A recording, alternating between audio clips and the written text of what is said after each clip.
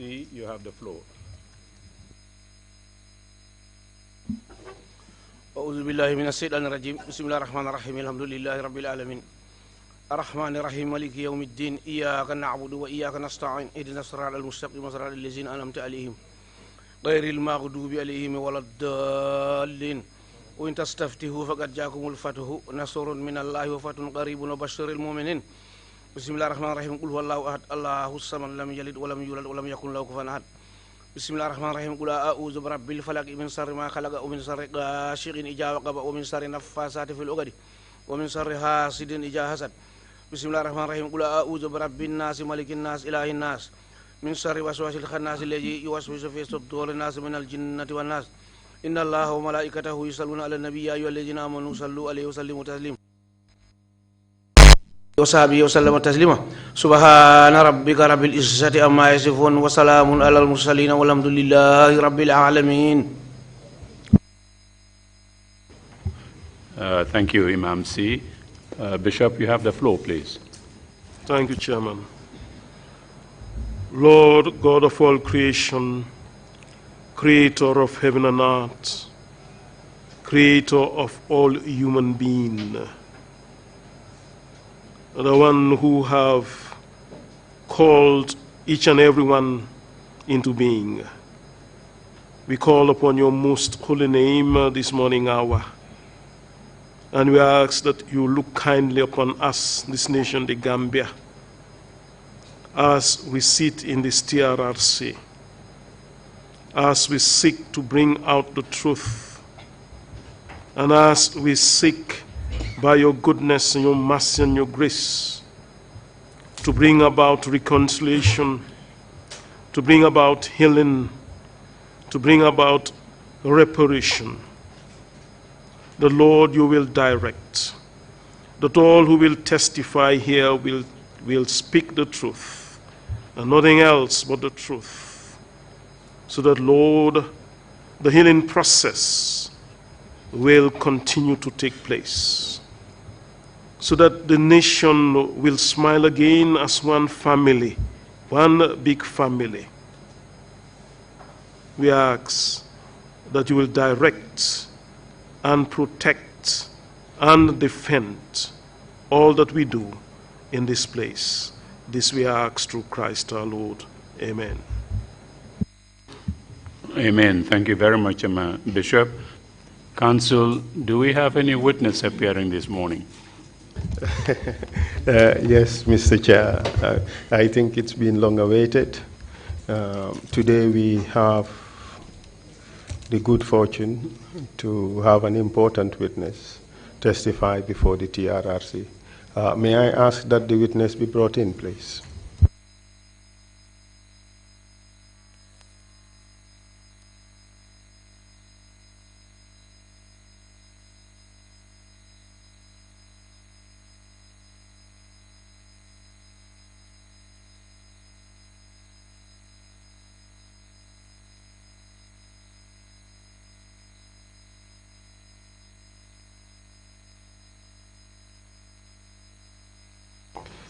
Yes, Mr. Chair, it is true.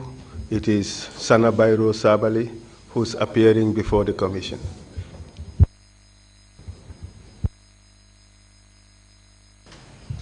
I, Sanabi Sabali, I, Sanabi Sabali, do swear that I'll speak the truth, I'll speak the truth, the whole truth, and nothing but the truth. and nothing but the truth. So help me God. So help me God. Thank you. You may be seated, please.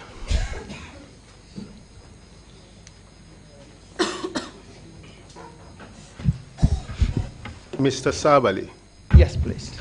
welcome to the TRRC. Thank you very much. We have met a few times Correct. in preparation or as we made arrangements for you to come and testify. Correct.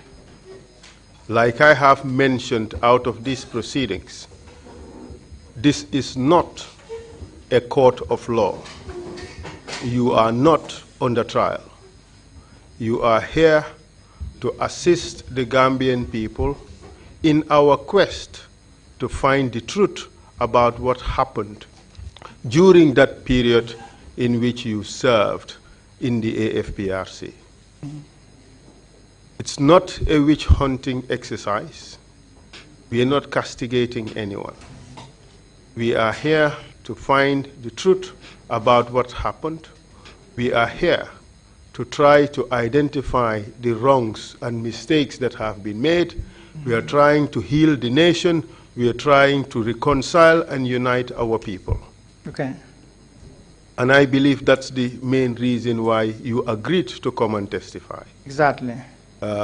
You are not under arrest. There is no legal process that is keeping you here by force. Okay. You are here voluntarily. Is that true? Yeah, I think I will say that better. I come here for my nation. I come here voluntarily. I am not under force, and nobody begged me to come either. It is my will to come to take part in my nation's issue as far as the TRRC is concerned. Thank you very much. There is something else I need to clarify. When people come here, we do our utmost to treat them as human beings, to treat them with respect, to treat them with dignity, even though those individuals may not have treated others by the same principles or by the same rules. But nonetheless, we do our utmost to treat everybody with respect. When they cross the line, of course, we will be ready to deal with them.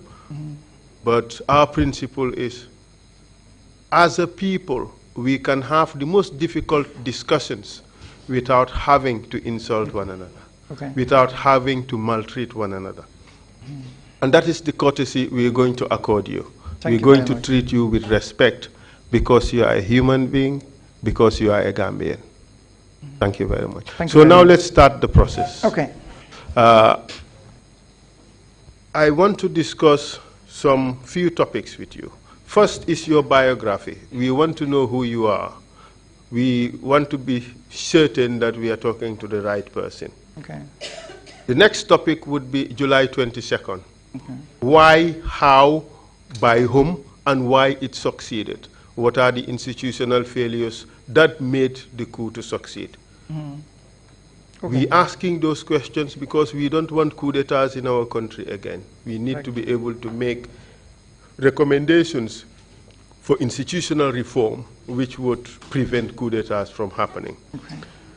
We would also want to discuss your time as vice chairman of the AFPRC, especially violations that you and your entourage committed against civilians, those who were shot on the road, those who were harassed, those who were beaten.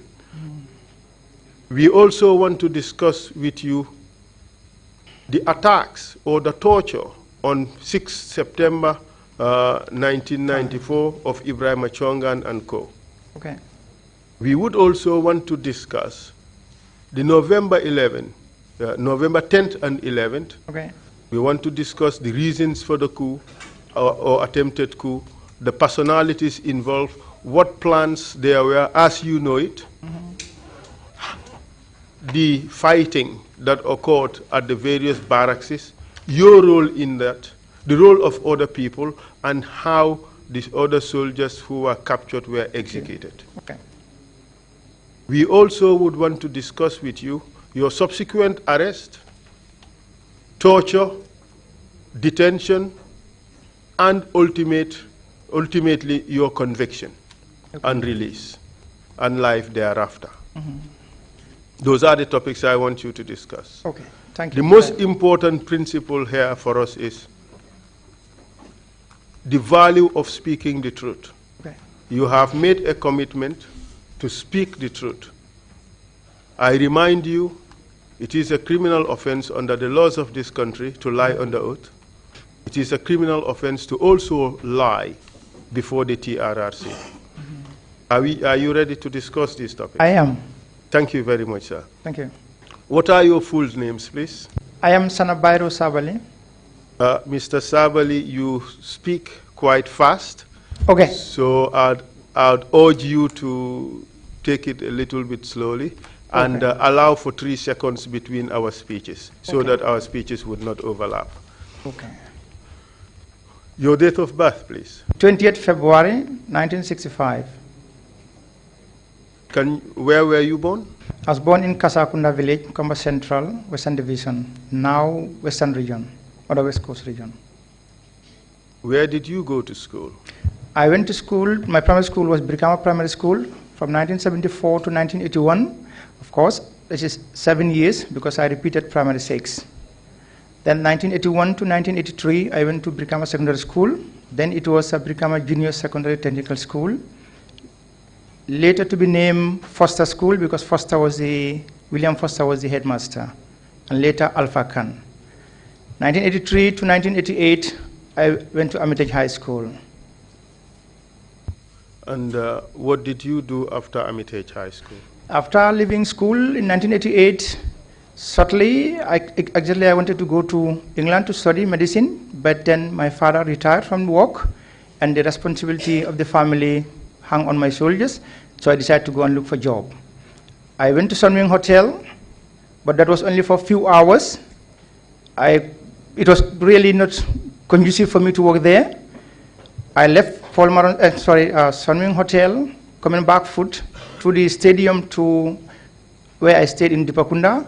And then on my way, it was in the morning, I decided to go to Paul Maron supermarket to buy biscuit and eat for my breakfast. And then there I found a job. And then how long have you worked there? I worked there till September, October. Then I heard on the radio announcement for the military wanted recruits. And then I went and participated, and I was lucky to be selected. That was, yeah. What date do you recall? Okay, this was I was enlisted into the Gambia National Army on the 2nd of January 1989. Which intake? Intake 12. And where did you do your training? In Yundum Barracks. What rank did you attain when you completed your training? After completion of my training, I was promoted to a Lance Corporal, and shortly thereafter, I was promoted to a Corporal. For how long did you serve as Corporal? This was up to 1990, I was promoted to Lance Corporal, just in preparation to go to Liberia. Then our company commander was Babukar Jata, the B company. Which Babukar Jata are you referring to? Babukar Jata, who would become the army commander after 22nd July. Is he known by any other name in the army? It's disrespectful, but we used to call him Dafo. What does that mean? It has different interpretations. Can you tell us? Okay, from my own side is that he's very much village-like. That means he presents himself exactly what he is. He is not unalloyed. I don't understand that. Could you break it down, please? I mean, he is exactly who he is. He's very honest and straight to the point. If you give him one butut, he will keep this for 10 years, and if you come, he will give you the same butut. And what is the other connotation? This could be from people that, okay, he is not, a village boy. Okay. So, did you eventually go to Liberia? No, I didn't go to Liberia, but I was trained. We had 2 weeks training, and then we had 1 week holidays, but already I was promoted to a corporal and attached to the commander's commander secretary office with Alaji Kante. And then we went on 1 week holidays in preparation to go to Liberia, meaning when we resumed, we were going to go to Liberia on the 14th of January. So when I resumed on the 14th from holidays, I found already I was promoted to a lieutenant and ready to go to America. Did you go through the officer selection board? Yeah, I did that 2-3 times. 2 times when I was in the recruitment training, because they wanted 15 candidates and they got only 14. So Lamin Gassama, who was ADC to Gawara, and Dennis Coker, who were our training lieutenants, thought it necessary to put me in as a substitute to make it 15 candidates. And in these exams I passed, but I was not promoted because they said I was still under training. The second training camp also, sorry, the second cadet course camp also, I was still on the training, but almost finishing my training. Again, I passed, but I wasn't promoted for the same reason again. So when the third training came, when the third course came, I said, no, I'm not going to take part anymore. You use my results for the 2 past exams. And that's why I held it. I never moved an inch from that line, because this was all based on tribal issues. It's hard to be told, but that's what the reality. And then that's how I left it. So when I resumed on the 14th from leave to go to Liberia, I found that I was promoted to a second lieutenant. Were you the only person promoted in that particular period? On that particular day, I was promoted with Yankubu Ture. What was his rank prior to that day? At that particular point, he was a sergeant. I was a corporal. So both of you were promoted the same day? The same day. And he left the same day to America because there was only one seat available. On the 21st of January, I also left for Fort Benning. Both of you trained at the same place? Exactly. We first went to Texas, Lackland Air Force Base, Defense Language Institute for 2 months. And then we proceeded to Fort Benning, Georgia for the officer basic course. Do you recall when you returned to Gambia? This could be August, so to say July, August. I can't remember exactly the date, but July, August. Of which year? 1991. Good. So you returned to Gambia still with the rank of second lieutenant? Exactly.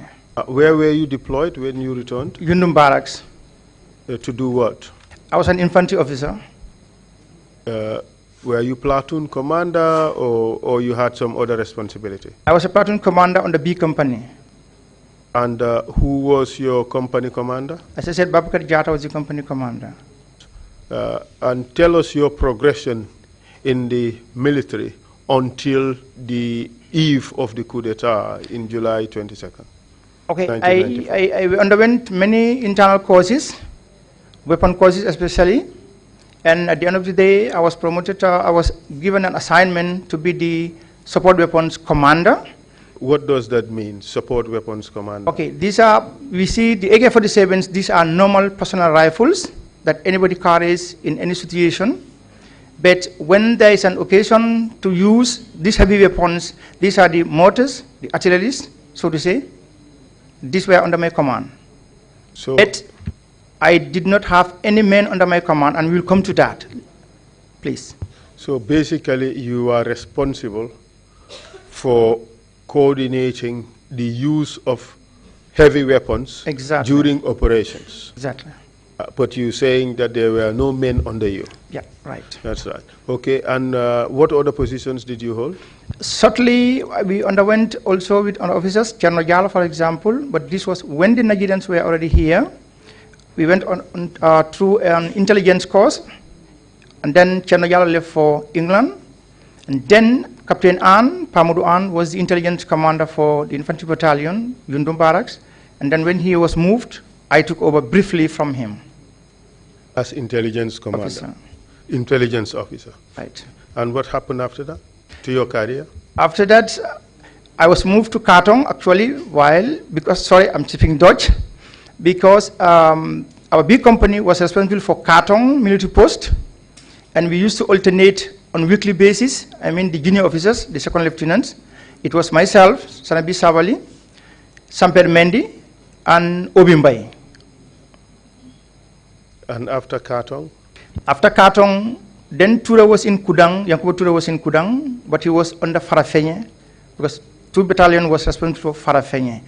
Then I was moved from Katong to Farafenye, sorry, to Kudang, but under Farafenye. So you are now in the same place with Yankuba Ture again? No, I took over from Yankuba Ture. You took over from Yankuba Ture. Exactly. And what did he do when you took over from him? He returned back to Farafenye. For how long did you remain in Kudang? I remained there until 1993 independence time, or certainly before the independence. I was asked to come on loan to take part in the parade. I refused.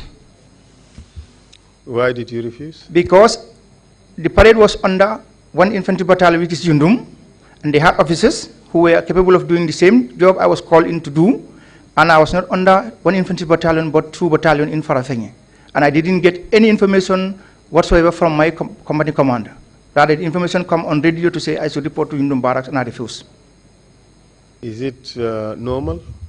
It is normal. Good. So you were not sanctioned for refusing? Nay, my refusal was based on that I had to receive orders through my command, which is Farafenni, and not Yundum Barracks directly. So you did not participate in that parade? Eventually, it was like no more loan, but I have to be transferred. And I was transferred, and I was happy with that, and I came back to Yundum. And the transfer this time was done formally through the right channels? Exactly. So you moved to Yundum Barracks? Exactly. Which year was that? This was 93. Okay. So you remained in Yundum Barracks until when? I was there until shortly before July, a week or so, or the same week exactly. I was transferred back to Farafenni, but now under the GNARS, meaning the Gambia National Army Training School. Okay, we will come back to that issue. Okay. Your transfer to Farafenni in July. But let's say we fast forward. Okay. After July, you became vice chairman of the AFPRC, and in 1995 January there was purging within the AFPRC. You found yourself in jail. You served 9 years in prison, and then you were released. What did you do after that? After my release? Yes. After my release, I went to Senegal. This was on the 16th of February, and I came back on the 17th to attend the Independence Parade. And then after the Independence, on the 21st, my life was attempted on, and I had to leave the country for good. Can you explain that? What do you mean by your life was attempted on? Explain how that happened. Actually, it's a long story, but to cut it short, I have to be grateful to one Sehu Bijaju. He lives in Sukuta. And 6 months before my release from prison, he came to the prison to visit me. Actually, at this point in time, I had no visits. I was not allowed anything. But out of nowhere, he came to visit me with his wife. And out of curiosity, I did ask him, how comes you come to visit me? Then he said he got permission from the chairman, which is Yaya Jame. I said, no, you can't go there like that. And then he told me he's from Sukuta. He talked to Babakar Jata, the army commander, and then that's how he got permission to come and see me for 30 minutes. And then since that day on, almost every day, he would bring me almost all the newspapers in the country, and he would bring me provisions, and then the friendship started like that. But for me, on the security aspect, I knew something was not in order there. And I took instinctively, I was ready for anything. Meaning, I knew he was implanted in the future, for any operation, for example, to assassinate me. He was a security officer, was he? No, he was not. He was working with Gamstar Insurance Company. He was an agent? Actually, I would not confirm it, but due to the circumstances that had unfolded, I could definitely say yes. But on the side of his help towards my family, I'm really grateful. And then what happened afterwards? Then, during these last 6 months, as I was in the prison, I used to go to the polyclinic, actually RVH. Then I had a toothache. And along that line, Alaji Martin, who was a WO2, Warrant Officer Class 2, and Lance Corporal or Corporal Ibrahim Ajouf, commonly known as Prince Johnson. They used to come almost every day when I was at the hospital, if I have to be there. And then they used to come with a particular man who I later come to know was from Guinea-Bissau, called Amadou Buaro. Could you spell the name, please? Amadou Buaro. Could you spell the last name? Buaro, B-O-U-A-R-E. O-R, sorry. Okay. Right. All right. And then tell us what happened. Like I said, each day I was in the hospital, the polyclinic especially, this man would appear outright in front of me. And there was a doctor, a dentist, he was a Nigerian, called Dr. Emmanuel. One day I was escorted by Sergeant Ablai Bojang, And we were sitting waiting for my turn to go to Dr. Emmanuel. And then Dr. Emmanuel came out and asked me to come into his small room between a doctor and his patient. And Abdullah Bojang somehow refused because I was under escort. And he was right. Then Dr. Emmanuel said, I want to talk to my client, to my patient in person. I understood the situation. I diffused the situation. I told him, he's he's a guard. He has a right to be wherever I am. And then he allowed Abdullah Bojang to be inside the room. And then he told me outright in question form, do you know this person, meaning the man, this Buaro? I said, no, I don't know him. You have never seen him? I know, I've never seen him. Is he not a family member? I said, no. All were in the negative. And then he told me, I come from Nigeria. You have to be careful if you have to leave the prison. He could be a potential assassin. And I kept that also to my bank. I left the prison, fast forward. When I left the prison, I was in Coup with my sister. The same man came there. And luckily, there was a soldier who was my driver, actually. He was in Fajar Barracks at the time. They had a training, and then he came on break. And then he was in uniform. This same particular Buaro came, and then he said he was looking for Sanabi Sabali. My sister questioned him and asked him, where do you know him? He said, oh, I am from Bissau, but this is somebody I like very much. And when he got arrested, it's like my whole world was devastated. But now that I heard he has been released, I have come to see him. At this point in time, I was in the bedroom, by God's grace.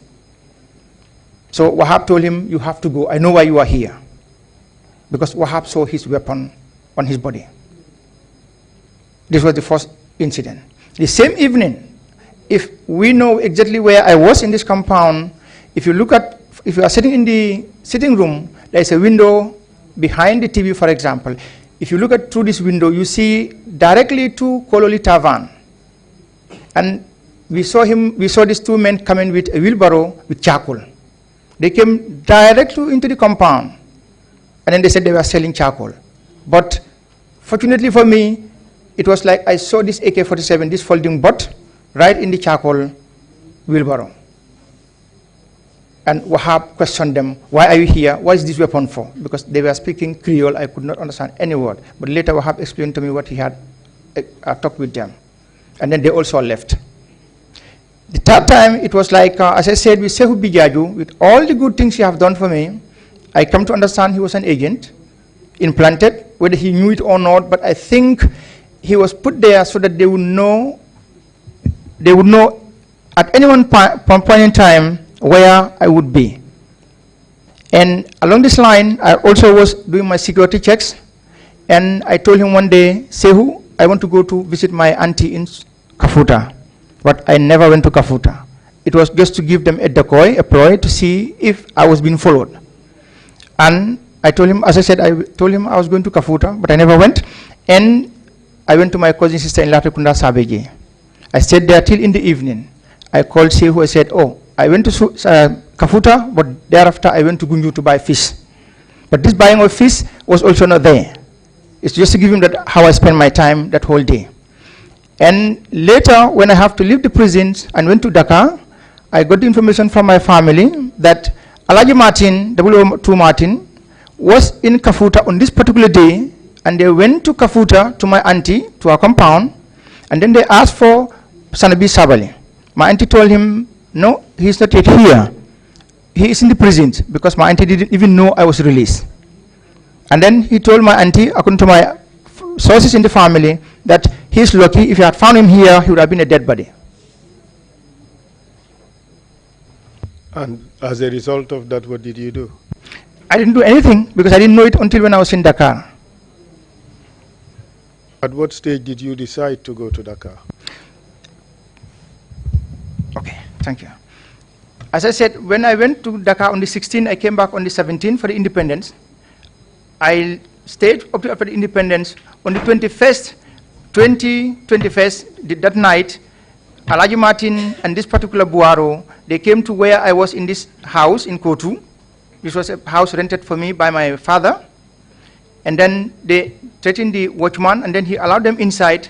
But on this particular night, as I said, I did not sleep in that house. I told my wife clearly, today we are not sleeping here. If we sleep here, tomorrow we are dead bodies. So my wife went to sleep with my sister. I went to sleep with my father.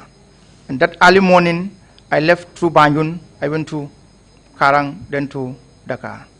So your suggestion, therefore, is that Alaji Martin was sent to come and liquidate you? Exactly. So you went to Dakar, and for how long did you remain in Dakar? I remained in Dakar from 2004 up to 2008. And then what happened after that? I left Dakar 2008 for Germany.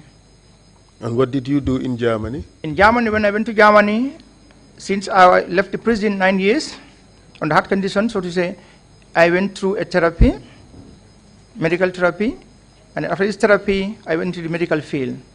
And I qualified as a nurse, a psychoanalyst, psychotherapist, and a psychoeducationist. And what work do you do now? I am in the same field, medicine. Doing what? I take care of trauma patients, trauma clients, either families or individuals. Where? In Dakar. Wonderful. Well, I guess we can now go back to July 1994, when you were transferred from Farafenye to Yundum Barracks. Okay. But at this stage, can you tell us a bit about the command in the army? Who was responsible for the command in the army? A good question. The question should in fact be when you were transferred from Farafenye to Yundum. Back to Yundum. Yes, please. Okay. In this point in time, no Gambian army officer was in charge of the army situation. Rather, it was the Nigerian Army Training Team called NATAG, or Nigerian Army Assistant Group, in short. How was the presence of the Nigerians viewed in the army by the various groups or the various cadres in the army? From my own point of view, I did not accept it deeply in my heart. I never accepted it.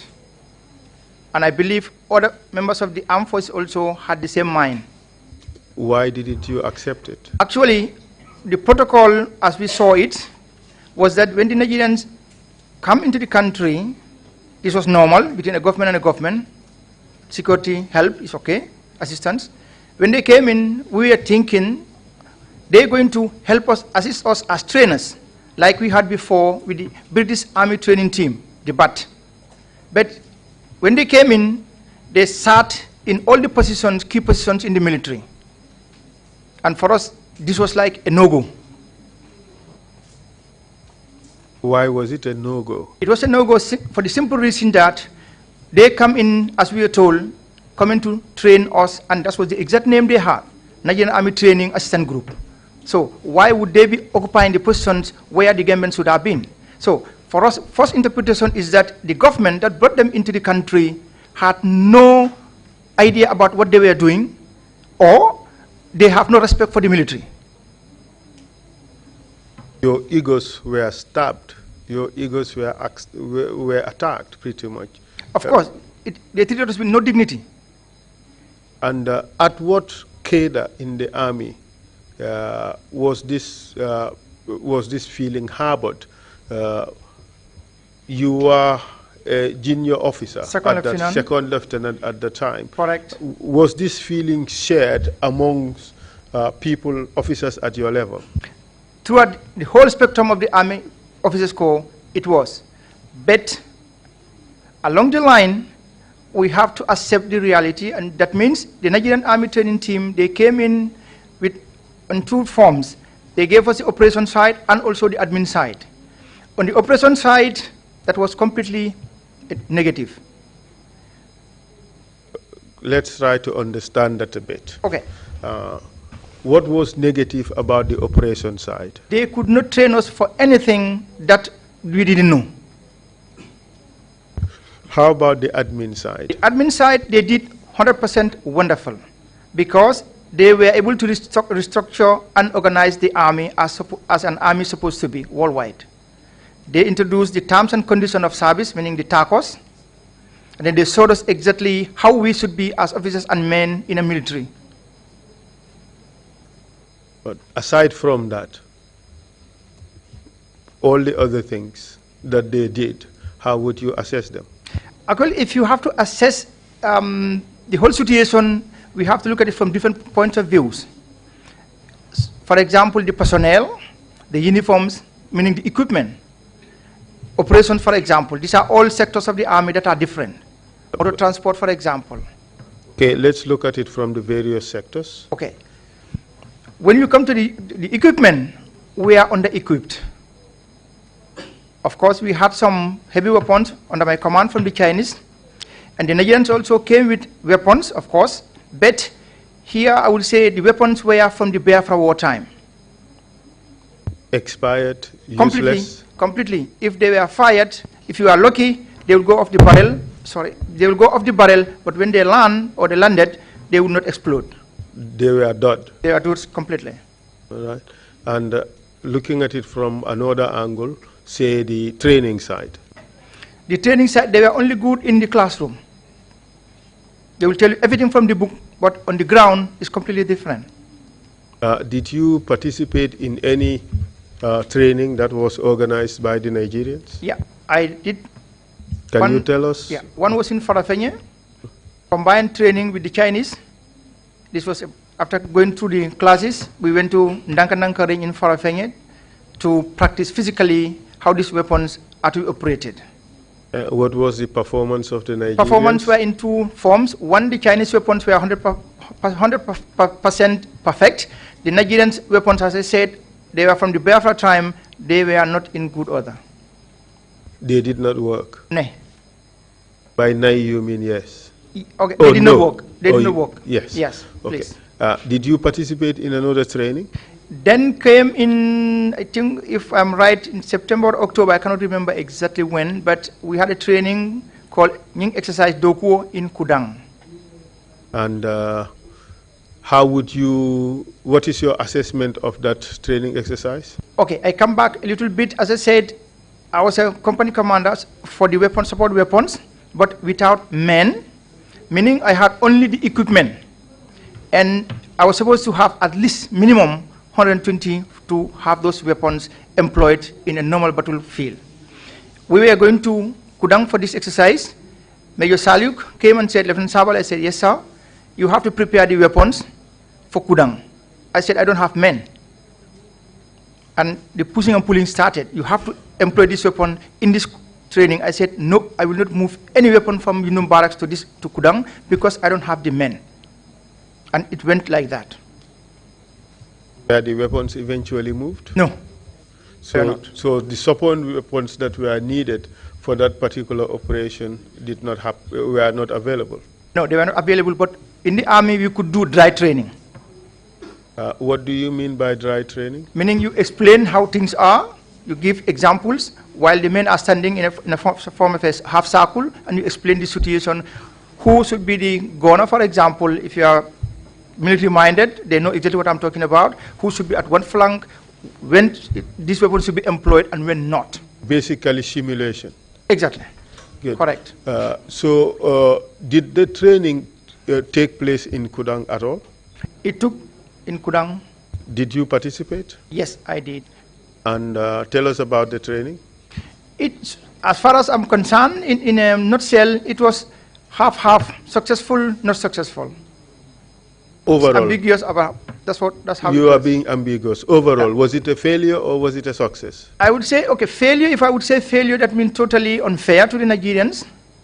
But as I said, when it comes to the admin side, this was perfect. But when it comes to the operational aspect, it's a no-go. It's sad to say. The operational aspect failed? Yeah, correct. Can you tell us some of the reasons why you think it failed? We were not prepared to go to Kudang in those times because we are understaffed. One, we don't have the correct equipment. The vehicles were not proper. The arms and ammunition also were not in good order. We are not totally prepared. How about the operational guidelines? Fine, as I said, everything comes from the book. This they could tell you A to Z correct. But employed on the ground, this is two different things. So you're suggesting, therefore, that they were unable to implement on the ground the operational plans that they put together. Correct. So therefore, operationally, it was a failure. It was a failure because at this particular point in time, if I were a part of their training team, this is what the GNA needed at that particular point. This is what I would have impacted on them. But it failed. It failed. How did the Gambian officers who were present perceive of what was going on at the time? How did they react or respond to the training? It was a mixed feeling. One, as I said, when the Nigerians came in, we had no command positions in the army. Here, when I mean command position, I'm not talking about the subaltern, the junior officers, but the senior command, meaning those who are captains and majors. Fine. As a training team, for me, I would have expected them to, any command position being held by a Nigerian, to be seconded by an GNA officer at a particular point, so that we would be learning from them. In the event they have to leave the country at the end of their term, we would have been ready to operate our army for ourselves. But this had not happened.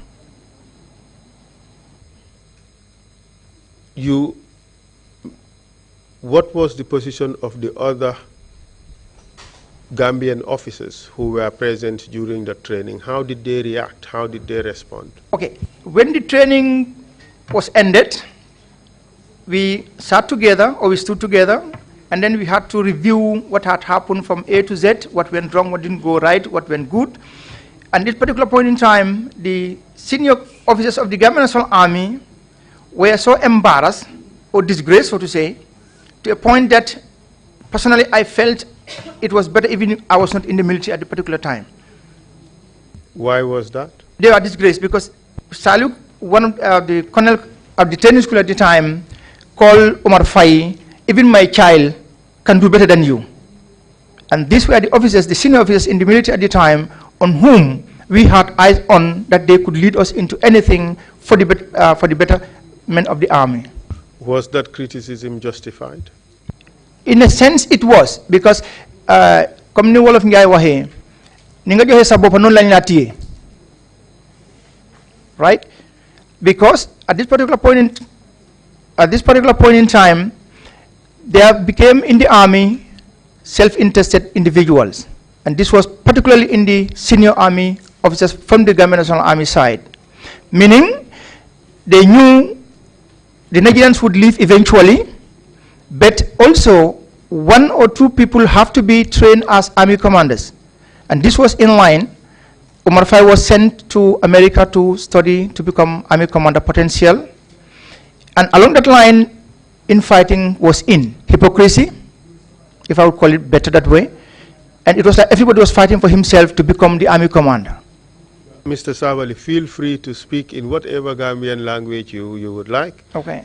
I know you speak multiple languages, so feel free. This is an entirely Gambian process. Okay. It is important that some of our people out there who could not understand English to also have an idea what is happening here. So feel free to switch, as you please. We have interpreters, they are here to assist. Okay. And I would in fact be particularly grateful if you could at this stage maybe switch to Mandinka or to Fula or to Wolof, whatever suits you. But feel free to speak in whatever language you want. Mbadi Mandinko la nakam moilal. Coming for tenting na sojar kundato watoto. During our army at that particular in short time. segments. Okay. Allow them to change. Allow the interpreters to change. Yes. Okay. But I hope I'm not taking their job from them. No, they would speak in English. You would be speaking in Mandinka. I just allow them to change. Are we okay in the booth? Yes, Mr. Sabali, you were talking about the problems that arose in the training in Kudang. You got to a point where you were telling us about the jockeying for position. Right. For the commandership of the army. Exactly. Could you continue talking about that in Mandinka? Okay. Mbadi Mandinko na kamoilal. Konka mimfono wole nyintiko na sojar bundato mimu Gambian National Army to watola 1994. The interpreters would now speak. Okay. Can you take that again, please, and in short Okay. segments, huh?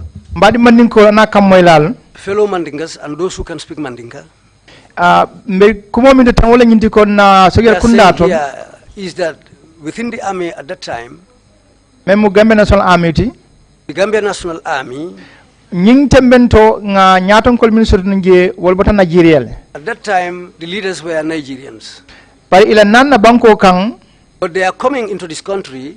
a dalilo mu nyindeti The reason was pour kana kam makoy for them to come and help us ka dala sitinye so that they can prepare us, isa jam fananse keno moltiem len ko sojarol lom so that they will also become very good soldiers, banko nyase fantolla so that the country will recognize them, nseke banko la nyaton kolti sojar kundato so that they will become leaders in the army, isa je sinin sama tata daw dan se gambe banko represent no so that wherever they go, they can represent the Gambia correctly. ntol ngaji kuno nyanta kawla nyama That's the way they thought it should be.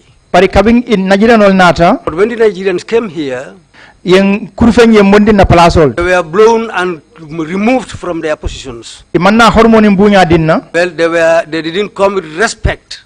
hani nga millong Even what they know, nga millong ntol the Gambians, even what they know, ninga fo if they say that, isa foko want they will say that's not it.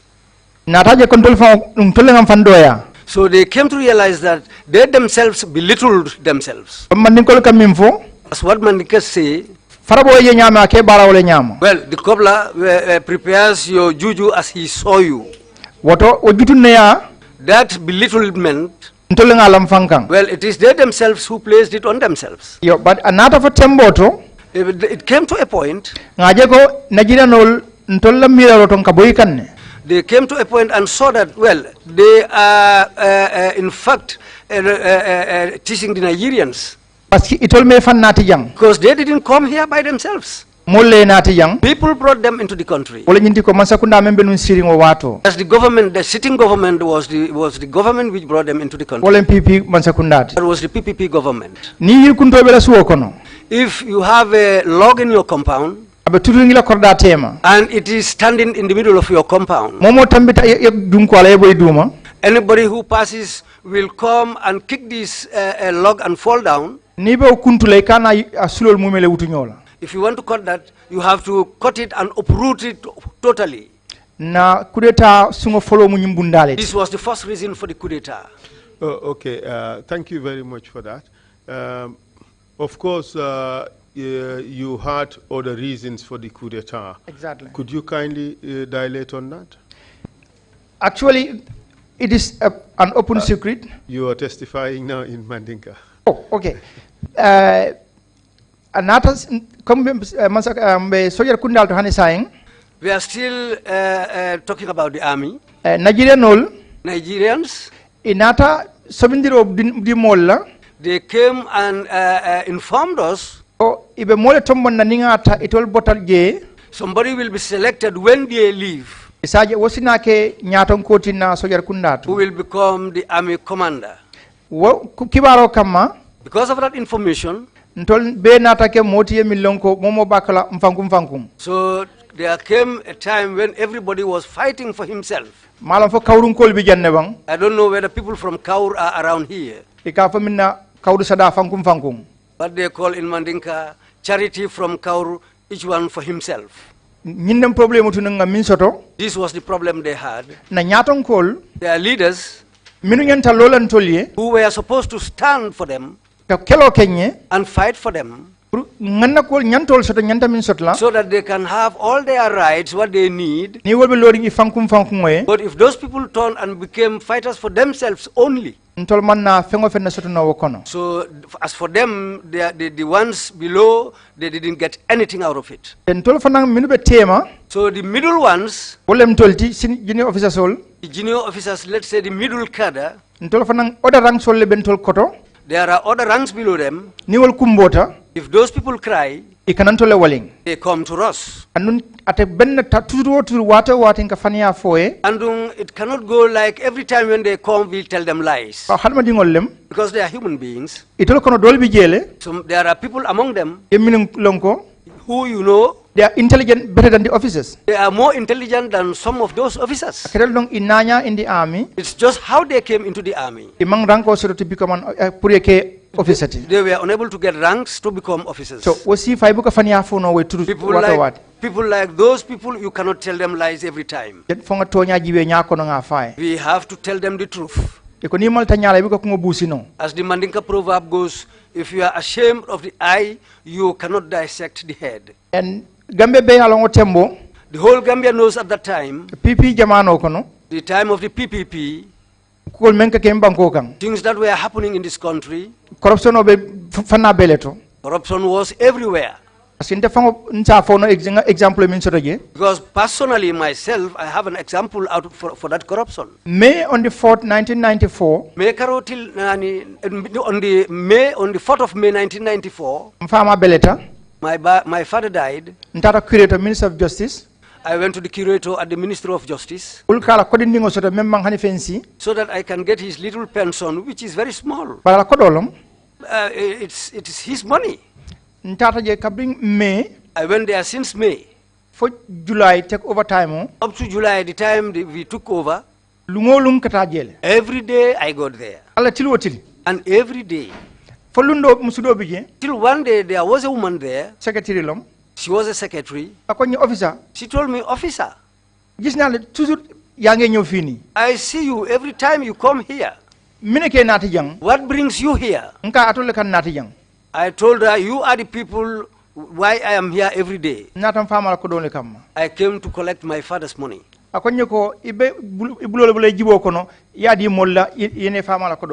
She told me, you have to put your hand in your pocket and give something to these people, then you can get your father's money.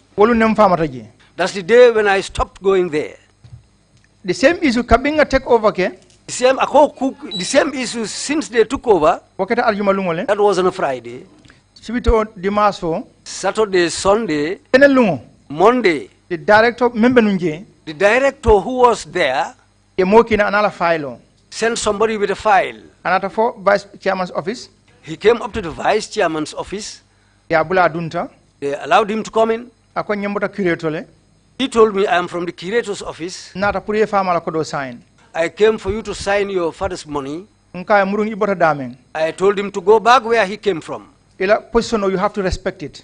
You have to respect your position. Go and sit down there. I will come to you. And that's how I did it. I went there to sign my father's money. I told him, you shouldn't have come to me because today I am in a position.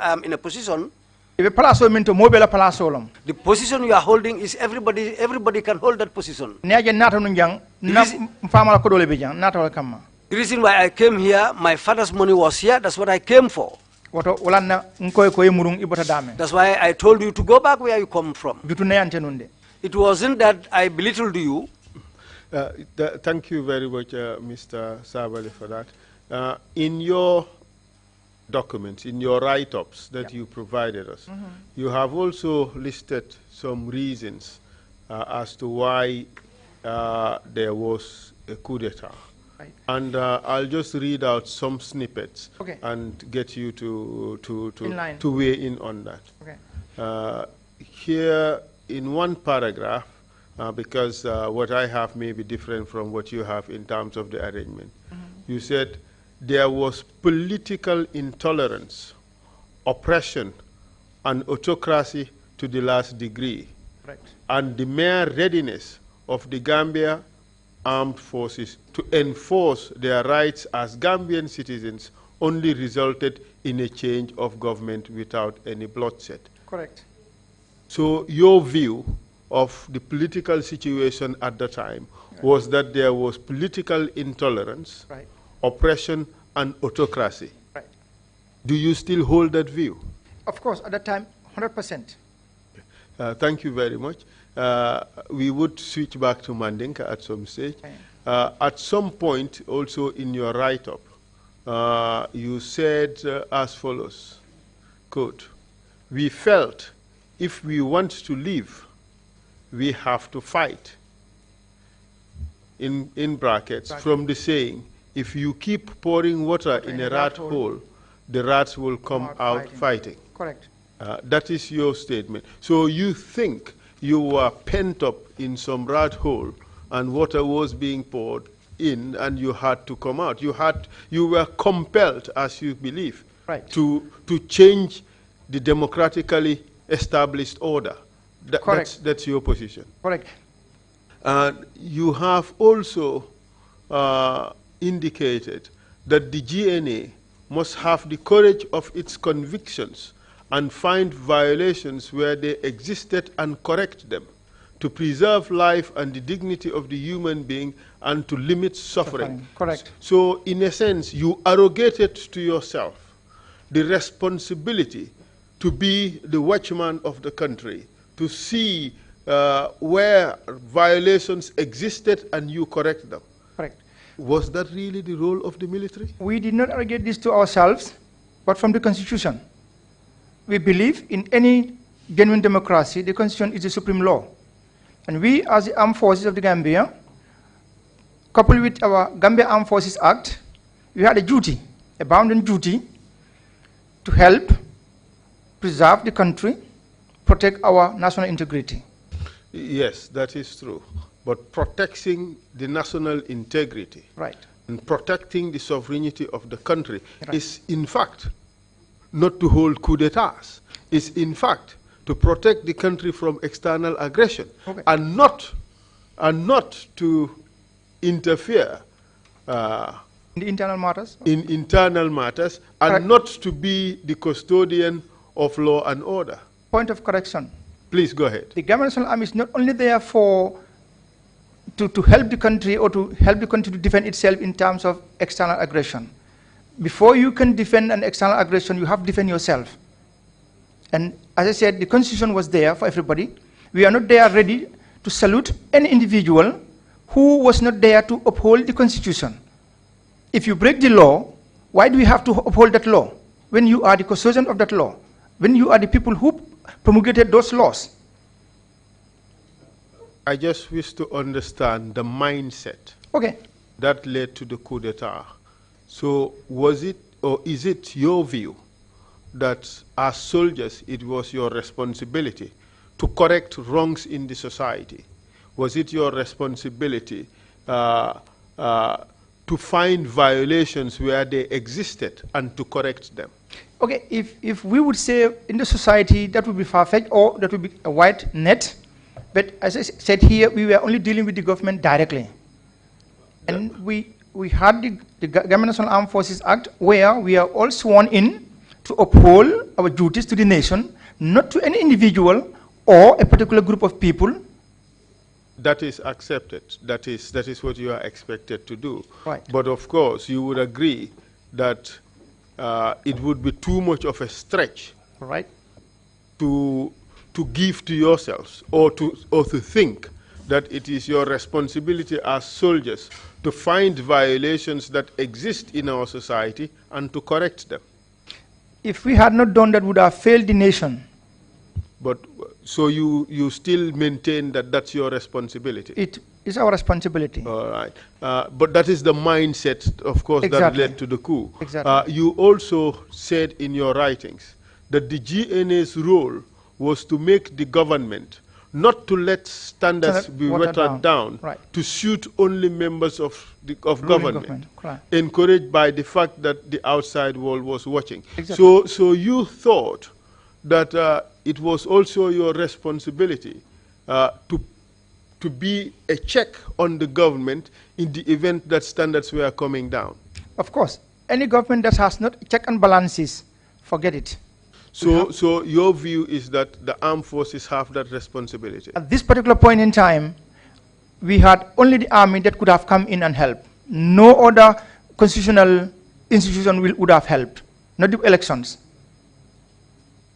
You also went on to say that the GNA was impelled by the Constitution to act without any further delay.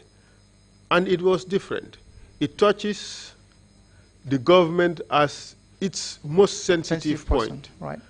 How they, in brackets government, exercise power over their citizens Correct. The GNA had to intervene to force the government to reaffirm faith in fundamental human rights and promoting and encouraging respect for fundamental freedoms for all without distinction as to religion, tribe, region, or political affiliation. That's your view, correct? Correct. Don't you think you are descending in the realm of politics where the army should have no business? But if you would exclude the army from politics, what are we? Are we not citizens of the country? Don't we have say in the matters of our country? No, the army should not be involved in politics. Then we are not citizens of the country. No, you are citizens of the country with limited responsibility. Your responsibility is to protect the state from external aggression. Your responsibility is not to be a watchman of the state to see whether fundamental rights are respected or not. That is not the job of the army. Would you agree? I don't agree. If I would understand what you're trying to say, we as the watchman of the nation, we should blindfold ourselves and let things go the way they are going. Then where is the respect from the public to the military or to the security services? So we would have failed in our bounden duty to the nation. So you think it is your responsibility as soldiers to be correcting the ills of the society or your perceived ills of the society, and that you can intervene anytime and change the established order in the country? No, that would not be correct. But when a situation... Mr. Sabali, that is what your writings and your position here seems to suggest, that you have a responsibility to find violations and correct them. You have a responsibility to prevent violations and human suffering. You have a responsibility to ensure that the government standards don't go down. Correct. These are the responsibilities you think you have as a soldier. It is not thinking. This was the reality. Here, when I said so, I was talking directly from the military. And it was the same thing, I believe, with the civilian population also. And that is our bounden duty, as I said, to stand firm and make sure that we hold the government accountable. And this is what we did on the 22nd July. And by holding the government accountable, you thought you have to overthrow that constitutionally elected, democratically elected government.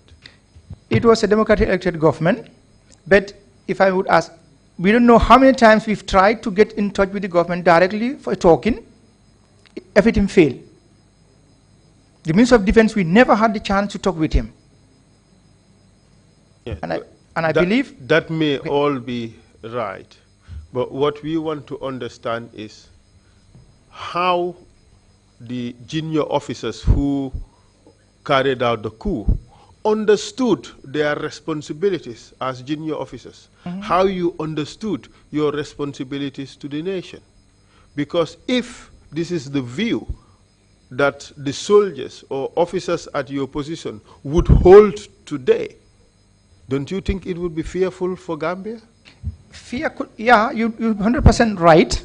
If the same situation is there again, I believe the nation will get up and tell the government, hey, go. But Mr. Sabali, can't you distinguish these two?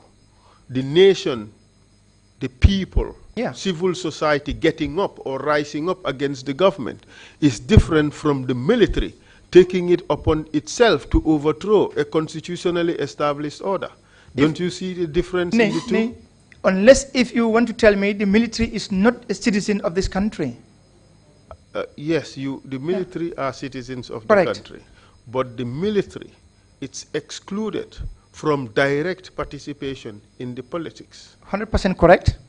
So therefore, you cannot descend in the realm of politics to try to correct the wrongs in the society. When things go abnormal, you follow those abnormalities. So you also become abnormal. Right, correct. And if you understand it that way, because I want you to understand, we were exercising our bounden duty as the military. And in exercising our duty, we felt it necessary to remove the government so that we institute another government. So this discussion is just to understand the mindset. Correct. Why the soldiers did what they did, And if this is the mindset that still exists in the army, perhaps maybe you are right that Gambians need to be fearful. And maybe this is one issue that would need to be corrected. The mindset of the soldier in the Gambian National Army should be reoriented in the right direction so that we would not have coup d'etats again. Because what you are saying, if that is right, if that is the mindset of the officer in the Gambian National Army, then we are at the mercy of the army. There would be unending coup d'etats in this country. Don't you think? Point of correction. No. Go ahead. This would not be the mindset of the military. It has never been. It was an occasion. If you have a cancer and you go to the hospital, it needs quick surgery. So in fact, you are saying that the position that you arrived at is not the position that one would find in the normal regular army. Correct. So this was an aberration. It was a completely different setting. If I understand the word aberration. That this is different. This is out of the norm, out of the ordinary. Okay, correct. Yeah. So it was just therefore you and like-minded persons who took it upon themselves to correct the ills of our society. We did not take it upon ourselves. It was a necessity. We are carrying out our bounden duty to the nation. But let's get it correct. It's either normal and appropriate or it is abnormal. Which is it? Was it normal for you to do what you did or was it abnormal? Up to the time we took arms and went for the government, it was normal. But from the moment we took arms, it was abnormal. It was an illegality. Illegality in the sense that we are going for the government. You knew you were stepping or overstepping your authority and your responsibility as soldiers. We went with responsibility. No, you were overstepping your duty as soldiers. I don't understand what overstepping has to do with this issue here. We are carrying out our duties as military, a national duty we were carrying out. So was it your national duty as a soldier to overthrow the established order, to overthrow the democratically elected government? Nowhere in the Constitution is a coup allowed. Nowhere in this world.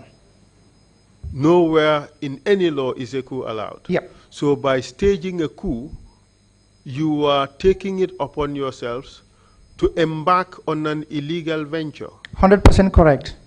So therefore, your position that it was your responsibility as soldiers to correct the ills in the society is a misconceived notion.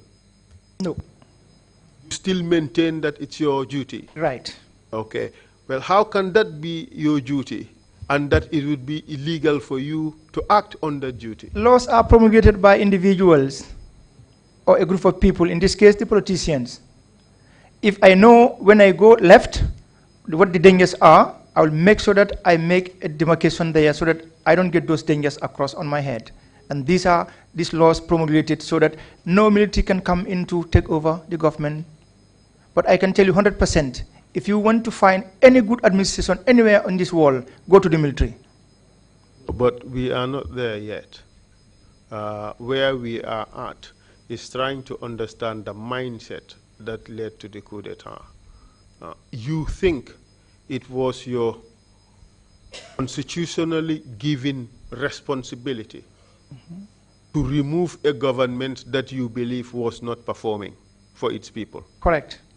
That is your belief. It is not my belief. It's in the Constitution.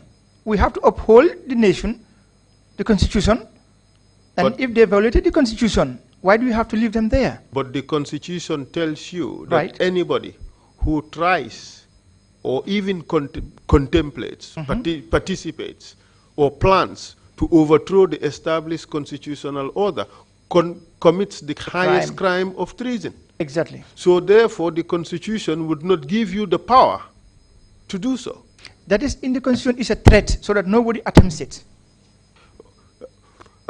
So it is quite clear to me that the whole idea that was in the minds of you, for that matter, at that time, was a wrong or misinterpreted appreciation of the power or the responsibility the Constitution has bestowed on you as a soldier in the Gambia National Army? Anybody could interpret it the way he or she feels about it. But from our point, we interpreted it the way we acted upon to help our nation. Yes, you may think so. But what I want to establish here is that the idea, you had that idea, fine. Correct. And that idea compels you to do what you did. That is a given. But the issue is the idea right? Is the idea justified among soldiers? Because if you say yes, it would mean that other soldiers can do it. If you say no, then perhaps we will recognize the illegality involved in such a venture and the inappropriateness of such action. So where do you stand? Is it justified for soldiers to harbor those notions and therefore overthrow a government, or do you think it is unjustified? We have already talked about that. Treason is illegal.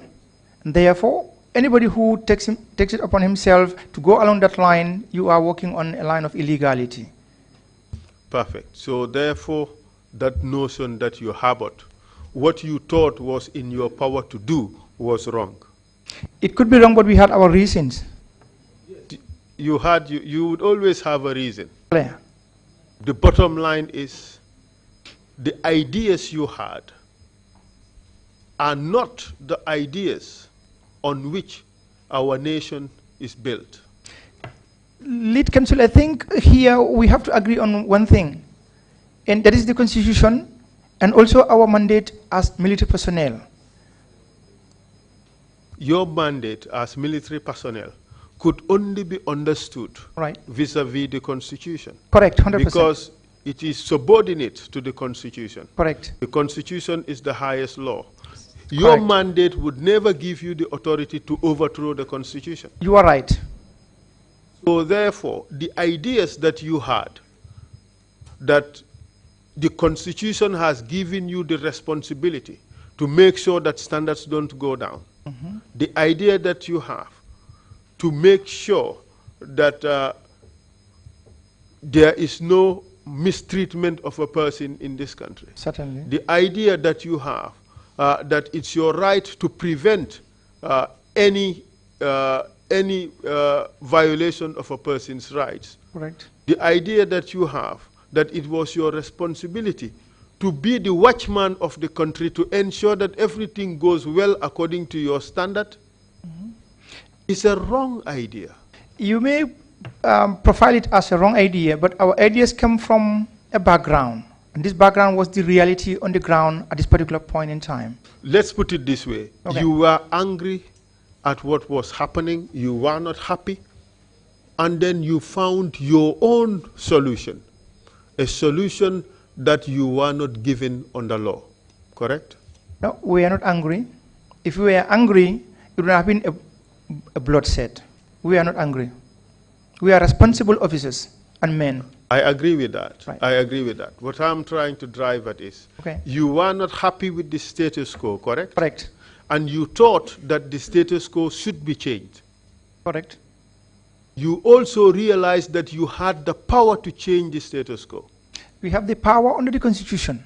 No, you had the physical power to change the status quo. But this physical power was our power where we are mandated. This is our power. So it's still your position that you are mandated under the Constitution to overthrow that same Constitution? No. No. I would not agree with that statement. So when you overthrow the government, a democratically elected government, correct, you are overthrowing the constitutional order. In that situation, yes. But okay, yes. So therefore, when you take it upon yourself to overthrow a government, you are overthrowing the constitutional order, which you agree you have no authority to overthrow. Correct, but the Constitution also guarantees that that Constitution must be upheld in the right way. And if it is not? Then you look for means and ways how to help those people responsible to bring that constitution under control. And how do you do that? By the means we have. Which is a military coup d'etat. Of course. So you are still justifying a military coup d'etat as being a legitimate and lawful course of action? No. No, as I said, nowhere on this wall is a military takeover allowed under the Constitution. So you cannot have it both ways. You cannot tell me that we don't have the authority under the Constitution, that it is lawful, it is unlawful. And then you turn around and say, this is the authority we are given under the Constitution. It has to be one way or the other. Yeah, klar. Let's look at it this way, for example. If you are inside a house, and the house owner said you cannot go through the window, everybody must go through the door, and all of a sudden fire breaks out in the house, you have only the opportunity, if you cannot go through the door, you have to go through the window. But that is not a very good example. May not, but you are saving your life. No, that is not a good example. Okay, I agree. If you say so. The Constitution has established a way to change the government. Certainly. The Constitution says that there would be elections, free and fair elections, at certain intervals. Okay. That is the way in which our governments are changed. Correct? 100% correct. The Constitution does not give you, the soldier, the power to change the government. Correct. So by your attempt to change the government, you are acting on an illegality. 100% correct. And that is why it is called treason. Right. So what you were thinking you were doing for the Gambian people was an unlawful act. Okay, if you say it so. But that is the law.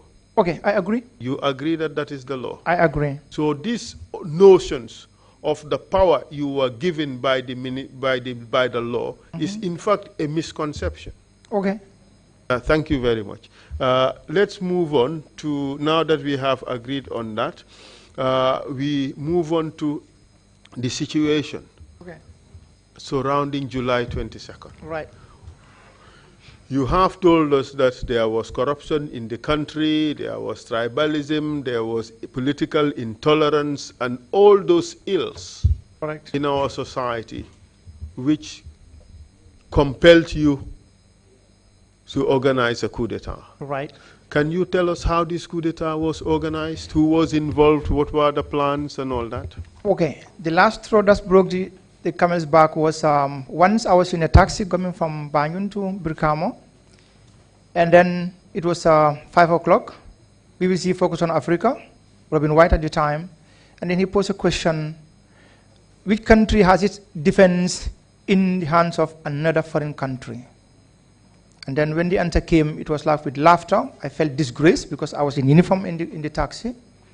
And from there on, I said to myself, we have to look at this situation properly. We cannot continue the way we are in the military. And then I started to talk to Edward Singate. And then we started looking at it together. We put our heads together. It took some time, of course. It took some time, of course. When did that happen? This would be 7 months to July 22nd. Good, proceed. And along that line, we had to open up to the people or the soldiers and officers whom we felt we could approach and understand our point of view. Who were they? These are many. For example, Ndur Cham, for example. What was his rank at the time? Ndur Cham was a captain at the time. And who else? A major. Okay, tell us first more senior officers and the immediate senior officers, and then your level, and those even below. Okay, I want to make a little bit, want to say something. As an officer, I am not obliged to say everything to the public, if I the civilian public. Let me address that particular issue. Okay. Before this commission of inquiry, this Truth Commission, you are obliged to answer every question the commission asks. Okay. If you have to say something that is an official secret, this is official secret, information that is classified as official secret, correct, we can clear the room and you would answer. Okay, this Right? yeah. But you cannot say you would not answer a question of the commission. Now it's clear. Unless by answering that question, you may be incriminating yourself. You have a right not to incriminate yourself. And even at that, the commission can compel you to answer, and then if they would be willing to give you use immunity for the answer that you provided. So the law clearly is that you have to answer the question. Okay, I was not thinking on the incrimination side, rather on the classified information. Okay, all right. Well, the self-incrimination has already been done. You are planning a coup d'etat. Correct. Okay, but that coup d'etat succeeded. So the success of it supersedes, and all the other illegalities can be put aside. So there is no incrimination here. If you think there is an official secret, you can write it down, and we can pass it to the commissioners, and they would see it. But you would have to answer questions. Okay. Thank you very much. I will. Proceed, please. Okay. As I said, we are trying to find a better team together, a solid team, secretive, and determined. And this took us almost 7 months to get to a point where we had a particular team, a closely knitted team together. That was myself, Second Lieutenant Sanabi Sabali, Second Lieutenant Edward Singate, Second Lieutenant Sadibu Hydra, Second Lieutenant Yankubu Ture, Lieutenant Yaya Jamme, I think Major Ndur Cham, Second Lieutenant Alaji Kante, Second Lieutenant Alpha Kinte, and Lieutenant Basiru Baro. Any captains involved? No. Do you know a person called Captain Mamad Cham? I know him very well. Was he part of it? I would not say, in another I can say yes or no, but here from my own side, no. Let's not divide it according to sides. Let's put all sides together. Okay. Was he part of it? To my knowledge, no. What do you mean by that? I'm watching your words. To my knowledge, no. Right. Did you receive information as to whether he was part of it? No. Did you discuss his involvement or potential involvement with anybody? At the preparation and planning stage, no. At other stages? On the 22nd July, Edward Singati came with the information. That what? He would be part of us. He would be or already was part of it? He could be part of us. There was a suggestion. If we could cope him in. Do you know whether Singate had informed him and sought, just hear the question, and sought his blessing or support before 22nd July? This I wouldn't know because Edward had never told me. Okay. So, but as far as you're concerned, on the eve of the coup, the most senior officer involved was Nur Cham. 2 days before.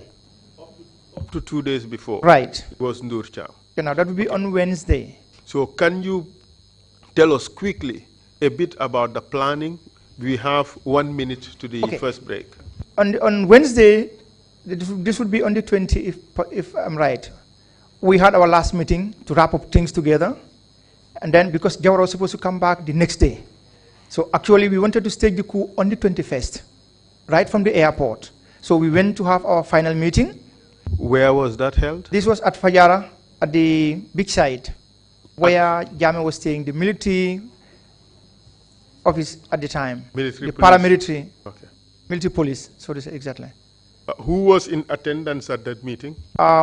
It was myself, Lieutenant B. Sabali, Second Lieutenant B. Sabali, Captain Lieutenant Sadibu Hydra, Lieutenant Yankubu, no, Yankubu Ture was in Farafeni already. Lieutenant Jame, Ndur Cham. How about Minte? Second Lieutenant Edward Singate. How about Minte? No. What happened to him? Which Minte? Lieutenant Minte? No, he was never part of it. Never. No. Kinte, I mean to say. Kinte. Okay, before all these days, up to this point in time, along the way, they dropped out. For example, Lieutenant Basiru Barrow, came and said, I cannot take part anymore, and he was out. On this particular day also, Ndur Cham said he wouldn't take part in it. In fact, I could remember on this particular day, he came with his shirt turned upside down until Jame Yaya was making the joke between Serer and the Jolas. Saying what? And in Wolof, Yaudenga Toy, Volbutico Sambuabi. Mom, okay, he came in a hasty, therefore he came home in a hasty because his wife was giving him trouble, and then, yeah, he came like that. Mr. Chairman, it's 11:30. We take our first coffee break, and when we resume, we will continue our discussion about July 22nd. Thank you. Thank you very much, my counsel, for that. That was quite an extraordinary exchange and your effort to try to ascertain the mindset in the military concerning the role of the military in the council under the Constitution. Quite an exchange. I think we will come back to that at some point and try to understand what literally perverted view by role of military under any constitutional dispensation. But let's take a break, 30 minutes, come back at 12 noon. Meeting is adjourned. Thank you.